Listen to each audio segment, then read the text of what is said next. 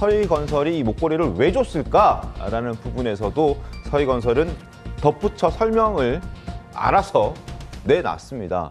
자신의 맞사위의 자리를 부탁하기 위해서 대가성으로 줬다라고 얘기를 한 겁니다. 자, 그리고 이와 관련해서 증거가 될 수 있는, 정황 증거가 될 수 있는 한덕수 전 총리의 발언도 있습니다. 들어보시죠.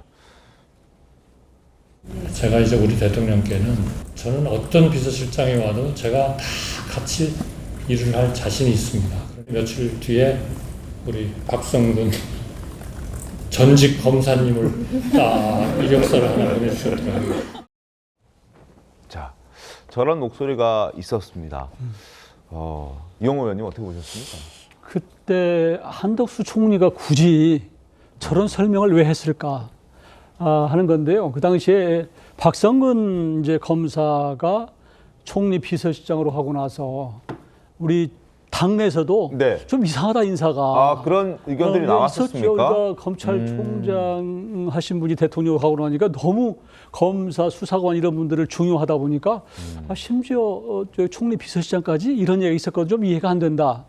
왜냐하면 총리 비서실장 자리는 총리 몫이에요. 네. 그러니까 총리실에서 국무조정실장 같은 경우는 이제 관계장관 회의를 주재하는 자리고, 그러다 보면 국정 전체를 상당히 아우르는 총리를 대신해서 그런 자리이기 때문에 이제 대통령실에서 임명을 하는 경우가 많은데, 비서실장은 좀 정무 감각이 있고 네. 또 총리하고 호흡이 맞는 사람이 가는 게 일반적이었단 말이에요. 근데 갑자기 저런 분이 가서 의아하다고 생각했던 거죠.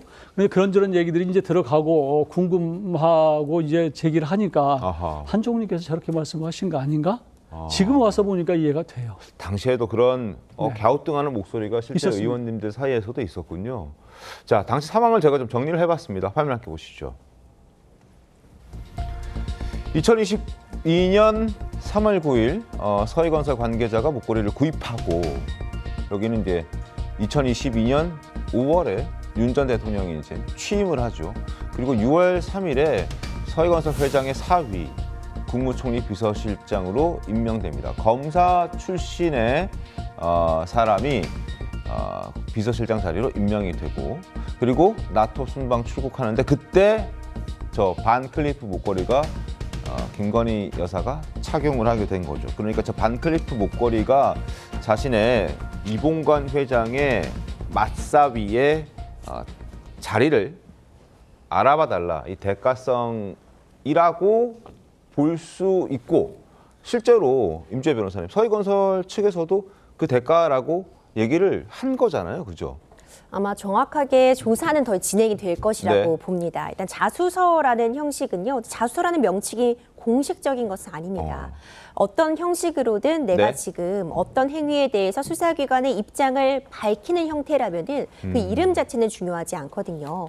결국 지금 문제되고 있는 쟁점들, 이 반클리프 앞에 목걸이를 구매한 부분까지는 서희건설 측이 명확하게 인정을 했고, 전달했다는 부분까지도 확인이 되고 있습니다. 네. 전달을 했는데 그 이후에 돌려받았다라는 부분까지가 지금 자수서에 담겨 있는 것이고, 구체적으로 어떤 청탁을 했는지 지금 언론에 많이 공개되어 있는 것처럼 이 사위에 대한 어떤 고위직으로의 인사 문제만 여기까지만 청탁이었는지 그 외의 것들이 있는지, 나아가서 실제로 어떤 그 금품적으로 제공한 것이 해당 목걸이만 제공을 했을지 다른 것들도 있을지 아직은 수사가 더 열려 있다고 보여져서 의혹은 더 커질 수도 있어 보입니다. 드러난 거는 지금 목걸이 2개와 가방, 신발 뭐 이런 것들인데 더 있을 수도 있다라고 충분히 의심해 볼 수도 있는 그런 상황이기도 하죠. 강성필 부대변인 어떻게 보셨습니까? 이제 서희건설에서 본인의 이제 그 맞사위에 대한 인사 청탁을 했다는 거 아니겠어요? 근데 사실 이제 우리 이용호 의원님께서 설명을 잘 해주셨지만, 네. 당시에도 저희 야당이 봤을 때도 그러면 박성근 전 검사가 한덕수 국무총리의 비서실장으로 갔다고 하면 네. 그래, 같은 검사이긴 한다. 그러면 어떤 과거에 인연이 있었을까 살펴봤어요. 네. 별 인연이 없어요. 없어요. 그래서 본인도 과거에 어떤 얘기를 했냐면, 총선 때 술 마셨던 분이거든요. 네. 저분이 윤석열 전 대통령과 공부할 때 한 번 뵌 적이 있다. 총선 때 어디로 출마했었나요? 그러니까 아마 부산 쪽으로 출마를 하셨을 것 같아요. 국민의힘의 네. 그 공천을 부산 아마 받아서요?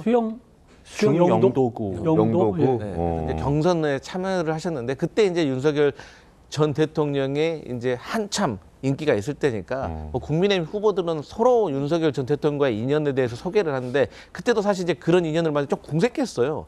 그리고 또 대구에서 윤석열 전 대통령이 계실 때도 이제 스쳐 지나갔다. 라고 해서 그러면 윤석열 전 대통령하고 그렇게 인연은 없는데 라는 이제 의심을 가졌지만 뭐 그럼에도 불구하고 어쨌든 같은 서울대 법대고 해서 그런가 보다라고 생각했습니다. 네. 근데 저기서 우리가 한덕수 전 국무총리의 문제점이 뭐냐면 아니 본인의 비서실장은 본인이 일을 잘하기 위해서 선발을 맞출 수 있는 사람을 물론이죠. 임명하는 것이 맞는데 아니 버젓이 대통령에게 추천해 주십시오라고 해서 대통령이 이런 분을 해줘서 너무 감사합니다라고 말하는 게 일종의 팔불출 같아요. 그래서 저런 모습도 정말 잘못됐고 윤석열 정부에서 한덕수 국무총리의 위상이 어땠는지도 사실 간접적으로 보여줄 수 있는 겁니다. 그래서 대통령이 된 이후에 저게 오갔기 때문에 저건 뇌물수수입니다. 사실 대통령 되기 전에 받았다고 하더라도 뭐 알선수재나 사전수뢰가 되는 건데 어쨌든 이 부분에 있어서는 목걸이 외에도 지금 뭐 팔찌라든지 브로치라든지 여러 가지가 더 있다는